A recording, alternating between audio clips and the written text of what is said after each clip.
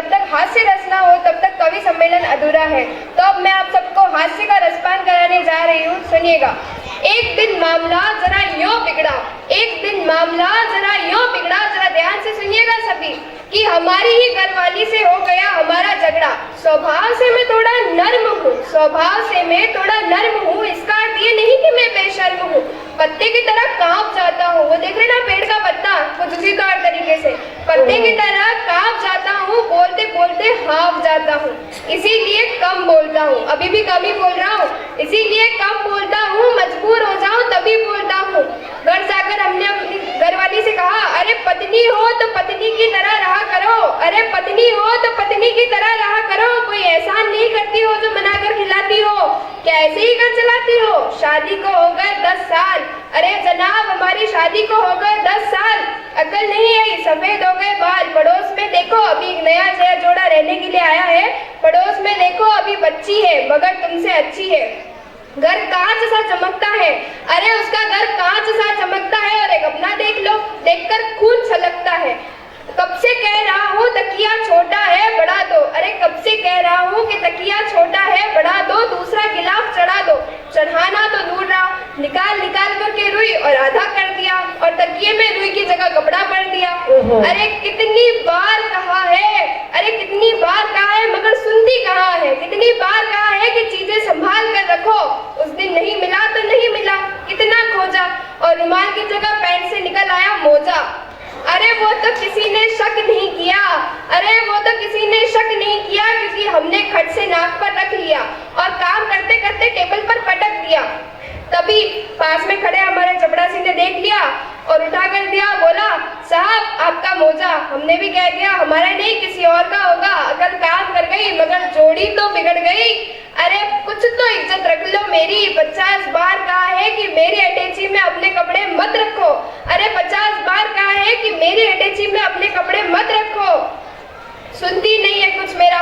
उस दिन मिला कवि सम्मेलन का तार, जल्दी जल्दी में चल दिया अटैची उठाकर, खोली कानपुर जाकर, कानपुर चला तो गया कवि सम्मेलन के लिए, देखा तो ऐसा हुआ मेरा हाल, ऐसा किसी के भी साथ हो सकता है, खास तौर पे जो शादीशुदा है वो जरा ध्यान रखे। तो खोली कानपुर जाकर देखा तो सिर चकरा गया, अरे पजामे की जगह पेटीकोट आ गया। तब क्या खाक कविता पढ़ते, अरे तब क्या खाक कविता पढ़ते या तुम्हारा पेटीकोट पहनकर मंच पर मटकते। अरे एक माँ से लगातार कद्दू बना रही हो, एक माँ से लगातार कद्दू बना रही हो, वो भी रस्सेदार, खूब जानती हो नहीं पाता खाना खाया नहीं जाता, बोलो तो कहती हो बाजार में दूसरा साग ही नहीं आता। अरे भाइयों और बहनों, बाजार में कद्दू के अलावा दूसरी सब्जी मिलती है नहीं? अरे जोर से बोलो। तो फिर पता नहीं किस जमाने का बदला ले रही है मुझसे, बस कद्दू ही बना करके खिलाती है। कल पड़ोस का राजू बाहर खड़ा मूली खा रहा था और मेरे मुंह से पानी आ रहा था। कई बार कहा है कि ज्यादा न बोलो, संभाल कर मुंह खोलो। अंग्रेजी बोलती है, जब भी बाहर जाता हूँ बड़ी अदा से कहती है टाटा, और मुझे लगता है जैसे मार गया चाटा। मैंने कहा कि मुन्ना को कब्ज है एनिमा लगवा दो, अरे मैंने कहा मुन्ना को कब्ज है एनिमा लगवा दो, तो डॉक्टर से बोली डेनिमा लगवा दो। अरे वो तो गनीमत है कि डॉक्टर होशियार था, नीम हकीम होता तो बेड़ा ही पार था। वैसे ही घर में जगह नहीं है, ऊपर से एक पिल्ला उठा लाई, पाव पर दूध बढ़ा दिया, कुत्ते का दिमाग चढ़ा दिया। तारीफ करती हो उसकी पूंछ की, अरे तारीफ करती हो उसकी पूंछ की और उससे तुलना करती हो हमारी मूंछ की। अरे तंग आकर कटवा दी मर्दों की, रही सही निशानी भी मिटवा दी।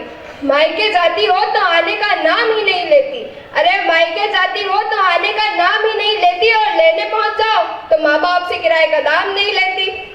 अरे कपड़े बाल बच्चों के लिए सिलवा कर ले जाती हो और भाई भतीजों को दे आती हो, 2 साड़ियाँ क्या ले आती हो, सारे मोहल्ले को दिखाती हो। होती है साड़ी 50 की, होती है साड़ी 50 की, मगर 100 की बताती हो, उल्लू बनाती हो। हम समझ जाते हैं तो हमें आंख दिखाती हो, जैसे अभी मार ही देगी, हमेशा डरा धमका के रखती है। हम जो जीव में आए बक रहे थे, बच्चे खिड़कियों से उलझ रहे थे, हमने सोचा वो भी बर्तन धो रही है। मुन्ना से पूछा तो बोला सो रही है, हमने पूछा कब से, तो बोला आप चिल्ला रहे थे जब से। धन्यवाद।